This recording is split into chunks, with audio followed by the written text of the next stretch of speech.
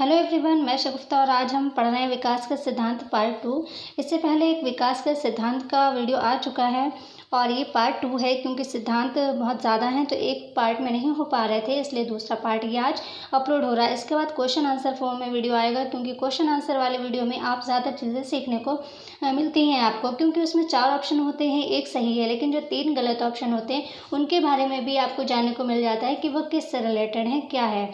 तो question answer के जो वीडियो होते हैं उनमें ज़्यादा सीखने को मिलता है, लेकिन उससे पहले थ्योरी पढ़ना भी बहुत ज़रूरी है।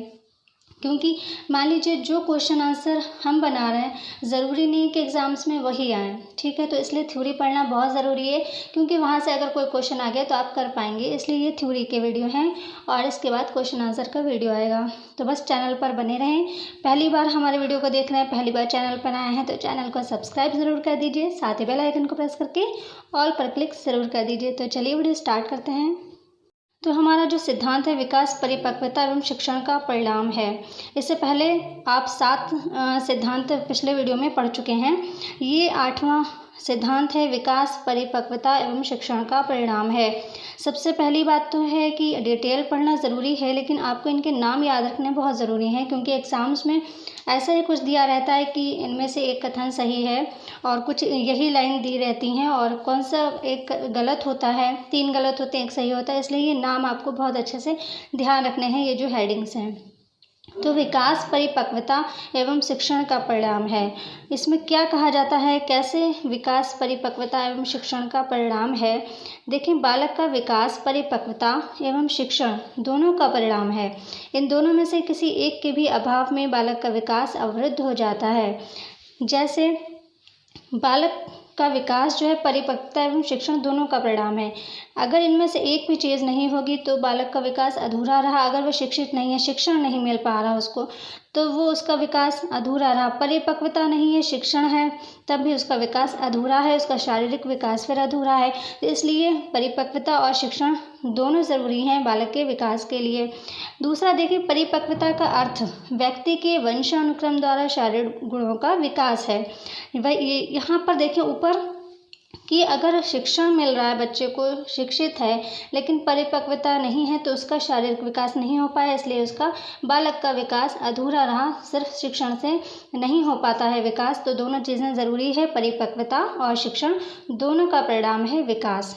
तो यहाँ पर देखें, परिपक्वता का अर्थ व्यक्ति के वंशानुक्रम द्वारा शारीरिक गुणों का विकास है। नेक्स्ट देखें, शिक्षण और अभ्यास इन गुणों को विकसित करने में सहायता प्रदान करते हैं। सीखने के लिए परिपक्वता नींव बनाती है। कोई भी चीज़ अगर बच्चा परिपक्व है तभी वो अच्छे से सीख सकता है।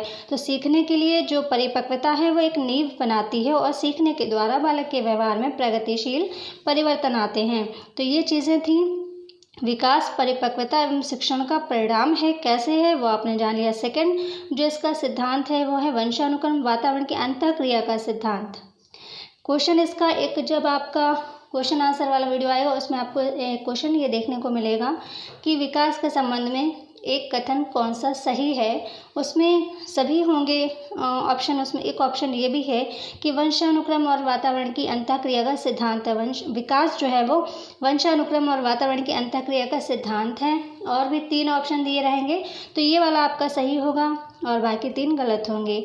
तो विकास जो है वो वंशानुक्रम और वातावरण की अंतःक्रिया का सिद्धांत है। कैसे है, इस सिद्धांत के अनुसार बालक का विकास न केवल वंशानुक्रम के कारण और न ही केवल वातावरण के कारण होता है, बल्कि ये दोनों की अंतःक्रिया के कारण होता है। किसी एक के कारण नहीं होता, दोनों के कारण होता है।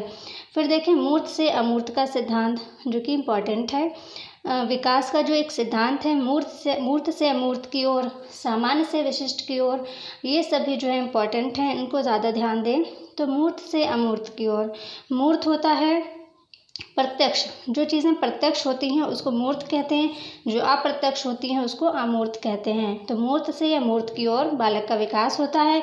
मानसिक विकास की शुरुआत भौतिक रूप से उपस्थित वस्तुओं के बारे में चिंतन करके होता है। भौतिक रूप से उपस्थित, ठीक है, यानी कि मूर्त, जो चीज़ें दिख रही हैं, प्रत्यक्ष हैं, वो होती हैं मूर्त। तो मानसिक विकास की शुरुआत भौतिक रूप से उपस्थित वस्तुओं के बारे में चिंतन करके होता है। जैसे बालक होता है चिंतन करता है। देखें, शैशवावस्था में अतार्किक चिंतन होता है, यानी कोई तर्क वितर्क नहीं करता, लेकिन बाल्यावस्था में मूर्त चिंतन होता है, यानी कि वो जो प्रत्यक्ष चीज़ों को, जो चीज़ें उसे दिख रही हैं उसके बारे में चिंतन करता है। तो वहीं से मानसिक विकास की शुरुआत होती है। जब वो मूर्त चीज़ों को देखता है तो मूर्त से अमूर्त की ओर मानसिक विकास होता है, यानी जो चीज़ें भौतिक रूप से दिख रही हैं उसके बारे में चिंतन करके होता है।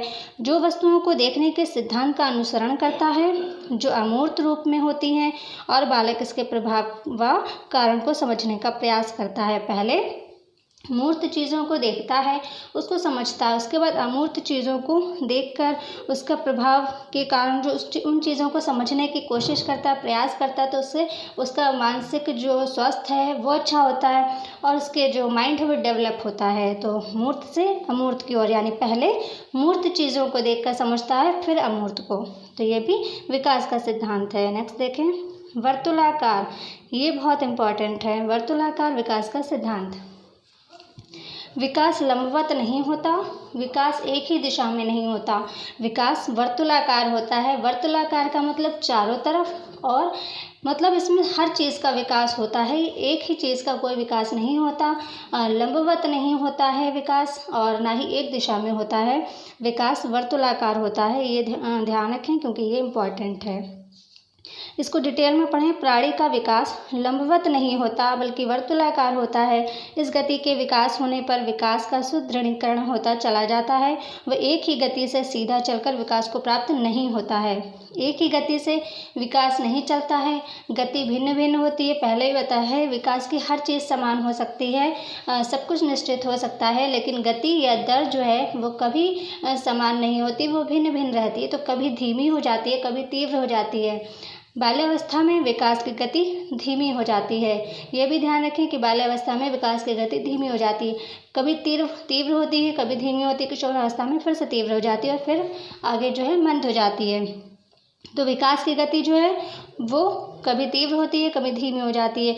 और दूसरी बात है, विकास एक ही दिशा में नहीं होता, कोई एक चीज़ का विकास नहीं होता, हर चीज़ का विकास होता है। तो विकास वर्तुलाकार होता है, ये भी ध्यान रखें, लंबवत नहीं होता है।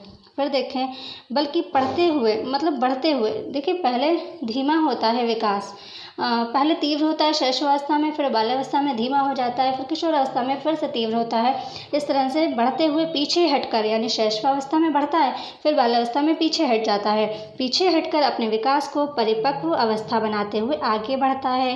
किसी एक अवस्था में तेज़ी से आगे बढ़ते हुए उसकी गति से आगे नहीं जाता, बल्कि अपने विकास की गति को धीमा करते हुए आगे के वर्षों में विश्राम लेते हुए प्रतीत होता है, विश्राम लेते हुए प्रतीत होता है, ताकि प्राप्त वृद्धि और विकास का स्थायी रूप दिया जा सके। विश्राम कब लेता है? बाल्यावस्था में, यानी बहुत धीमी हो जाती है विकास की गति।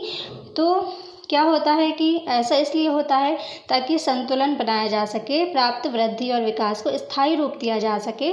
तो ये होता है हमारा कौन सा सिद्धांत? वर्तुलाकार का सिद्धांत। वर्तुलाकार सिद्धांत में सभी चीज़ों का विकास होता है, कोई एक चीज़ का विकास नहीं होता, लंबवत नहीं होता, एक ही दिशा में नहीं होता, चारों तरफ विकास होता है। उसकी गति जो है कभी धीमी हो जाती है, कभी तीव्र हो जाती है। तो इस तरह से ये होता है वर्तुलाकार सिद्धांत। और दूसरा याद रखें, जो सबसे पहले वीडियो में बताया था, विकास सिर से पैर की ओर होता है, ये भी ध्यान रखें। तो आज का सवाल ये है, इसका आंसर आपको कमेंट में बताना है। तो आज का सवाल है, निम्नलिखित में से कौन सी अवस्था में शारीरिक विकास की दर सबसे धीमी गति से होती है? जैसा कि अभी बिल्कुल बताया हुआ है कि निम्नलिखित में से कौन सी अवस्था में शारीरिक विकास की दर सबसे धीमी गति से होती है? किशोरावस्था, बाल्यावस्था, शैशवावस्था या प्रौढ़ावस्था। तो इनमें से कौन सा है वो अवस्था, कौन सी है वो अवस्था जिसमें शारीरिक विकास की दर सबसे धीमी गति से होती है? बिल्कुल अभी बताया है। अगर आपने ठीक से पढ़ा है, ठीक से सुना है, तो अब इसका आंसर ज़रूर दे पाएंगे। इसका आंसर सभी लोग कमेंट में ज़रूर दें। तो आज के वीडियो में फ़िलहाल बस इतना ही। कल से हमारा क्वेश्चन आंसर का वीडियो स्टार्ट होगा और इसमें सभी क्वेश्चन इतने ज़्यादा इंपॉर्टेंट होंगे कि अगर आपने एक भी क्वेश्चन मिस कर दिया तो समझ लीजिए आपने बहुत नुकसान कर दिया। मतलब वो बहुत ज़्यादा इंपॉर्टेंट वीडियो होगा, तो ज़रूर देखें। आज की वीडियो में इतना ही, मिलते हैं अगले वीडियो में, तब तक के लिए take care and bye bye.